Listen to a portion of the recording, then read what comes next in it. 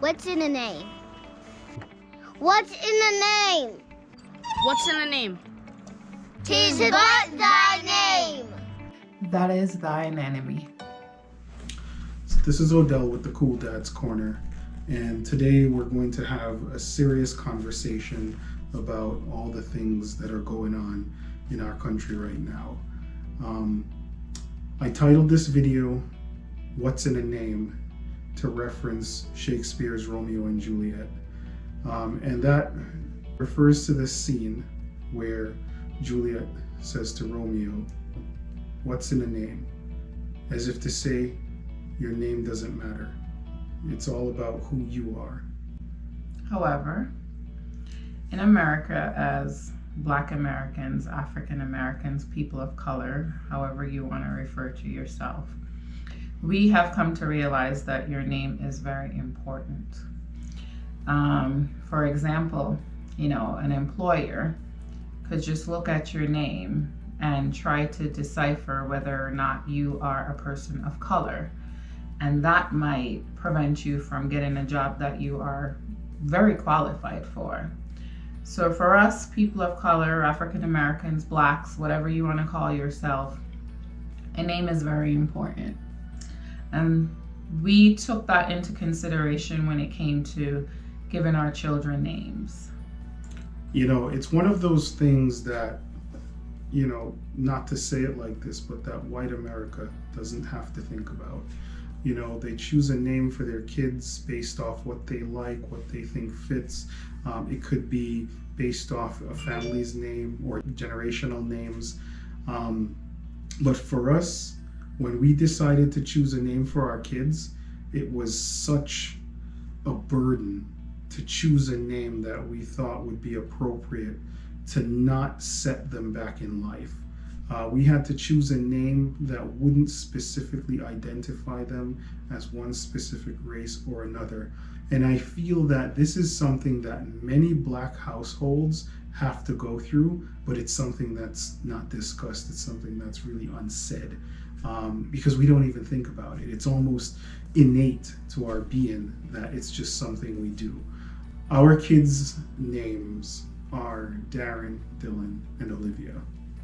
And when we chose those names, it took us multiples of years to come up with those names. We're planners, so we actually planned every single one of our children down to the month that they were going to be born. And in doing so, we had to plan the right name. Now, I've had many experiences where I've seen employers look at a resume and, judging by the name, they just decide to throw it out into the garbage. They don't even look at it. You hear some of these names in famous rap songs, from Ludacris to Eminem. You hear them talk about those names, and that's not to say those names are bad in any ways. You have your Shaquandas, your Laquandas, your Lucretias. Aisha. Even Aisha. Yeah, and a personal experience with that. My name is Aisha. However, I guess I don't sound like an Aisha. So when I first became an LPN and I was interviewing for a job as an LPN in New York, I spoke to this director on the phone, and she says, "Oh, you're Aisha." And I said, "Yes, over the phone, I'm Aisha." She's like, "Oh, well, you don't sound like an Aisha." And I said, "Well, my name is Aisha." However, when I did show up for the interview, she had this look on her face of surprise, and she said to me, "I have to share with you, I was saying to myself that for the very first time we were going to get our first white nurse after coming off the phone with you, because you didn't sound Black. We didn't think you were Black. We thought you were white based on the way you spoke on the phone." So even just the way you speak, there is a quote unquote way that a Black woman speaks opposed to a way a white woman speaks. So there are so many things that goes into the way we carry ourselves, the way we speak, the way we look, the names we choose, because we are Black people living in America. And I think this is what many white Americans don't realize, because they don't live it, they don't go through it. And we can't fault you, because if you don't know something, you just don't know something. But it doesn't matter what education you have, racism still affects you. It doesn't matter what background you come from, racism still affects you. It doesn't matter what community you live in, racism still affects you. Because when you walk out those doors, when you walk out of the security of your home, all the person sees is that you are Black. When Shakespeare writes Juliet's line and she says, "What's in a name?" There's a lot that goes into a name, especially in the Black community. There's a lot more than people believe that goes into that name.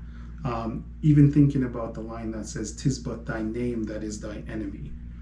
Yes, for us Black Americans, your name could definitely portray you to be the enemy. And it's not the enemy in the sense that we're fighting a physical war, but it's the enemy to you, where it hampers your ability to get ahead in life just based off your name. And it's not fair. It's actually very disturbing. It's a very emotional and raw subject for us, because to be honest, it's something that came so natural to us to incorporate that into choosing a name that we didn't even realize it until all of this upheaval that's going on now in our society to fight for that equality that we deserve started happening. And you start analyzing the actions that you take, even the subtleties of things that we do, where you just want to portray your best at all times because there's always this perception that you're not worthy. You will hear from some people that, all you have to do is to act a certain way. All you have to do is to conduct yourself in a respectful manner. But it's easy for a person who is not Black to say that. Anybody who knows me knows that I will never steal anything. I will never touch anything that doesn't belong to me. But yet you will walk into a store, and just for the fact that you are a Black woman, you're the one that the person at the cash register, their eyes are following you as you go down the aisle. When you're walking out of Walmart or Target and somebody needs to check your receipts, you'll notice that there's plenty of people walking ahead of you, people that are white, that they didn't check their receipts, but they made a point of their duty to check your receipts. So it doesn't matter how you carry yourself. It doesn't matter how you act. The fact of the matter is racism is ingrained in many individuals, and it's going to be a hard nut to crack. But what is going on in America right now, hopefully will promote that change that we all are looking for.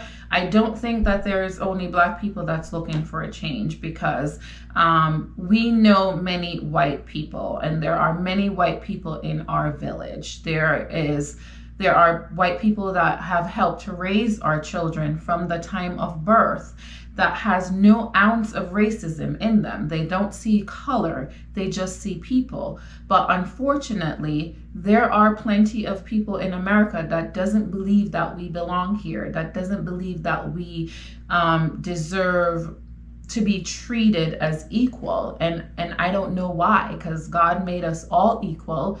If you cut us, we bleed the same red blood. We are nurses. It's funny how, as a Black nurse, when you're caring for somebody, you're worthy enough to care for them. You're worthy enough to save their life. You're worthy enough to be there to hold their hands when they're dying.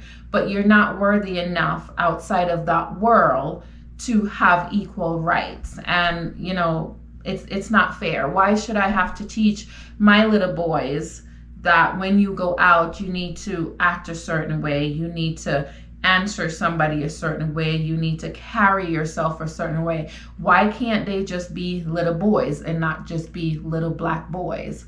Why does it have to be different? What we've come to find out, because I think it's long been a thing that the rich is racist and they're snooty and they're uppity up. So maybe you'll find racism more in the well-to-do community. But what we have found is that racism is all around. In every community. To clarify with Odell, our kids were going to a camp that you would more than likely see kids that are coming from a well-to-do family. You know, their parent, maybe they lived in a well-to-do neighborhood, they went to a well-to-do school, so they're going to a well-to-do camp. And many of the kids were from out of state or international who came to this camp, and so were the counselors. It was a very diverse group of counselors, but they were mostly of Eastern European descent and not necessarily well mixed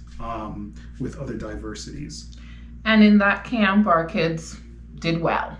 They loved their environment. They loved the camp. They never came home complaining about, you know, any instances of racism or being looked down on. However, Odell had the great idea of thinking that, oh, how about we send them to, you know, a camp where there are, you know, more inner city children, just to give them a better mix of culture. Reluctantly, I decided to go with that. And this is where they encounter racism. So this shows us that, you know, racism is not just a rich people thing. Racism is also in the poor population. Everybody, if you're being raised in a home with a person that's racist, that doesn't see, you know, black people as equal as white people, or, you know, Chinese people as equal as white people, or Asian people as equal as white people, you know, you are going to find kids that are going to be mean and sad to say, racist. There are racist little children growing up in America, and that is sad. It is sad when my 5-year-old had to come home and tell me, Mom, this boy called me chocolate milk today. Or, Mom, this boy said if I was happy with my black face. Like, why should little 9-year-old and 5-year-old children have to think about these things? And it leads us to believe that these are the conversations that they're hearing in their house. So you hear all the time that nobody is born racist, because if you put a black little baby next to a white little baby, they're eventually going to get so close to each other that they're cuddling or holding hands or whatever. But over time, as that black little baby starts to be taught a certain thing, or that white little baby starts to be taught a certain thing, and then they start to believe that they're better than the black baby. So, you know, it's very much so something that is taught. And I think in order for us to change in America, it has to go so much deeper than the police department. It has to go so much deeper than our schools. It has to start right here in our homes. We don't agree with the looting and the calls to defund the police. Defund the police and the burning of buildings, because we need the police. We need an overall change in America from the top right down. Our schools, our government, our church, because believe it or not, there are racists in church sitting right next to you. There needs to be a change overall. And we have to get back to the basics, that at the end of the day, we're not black or white. We're all humans. We all hurt. We all, you know, have emotions. We all have feelings, and we're all people.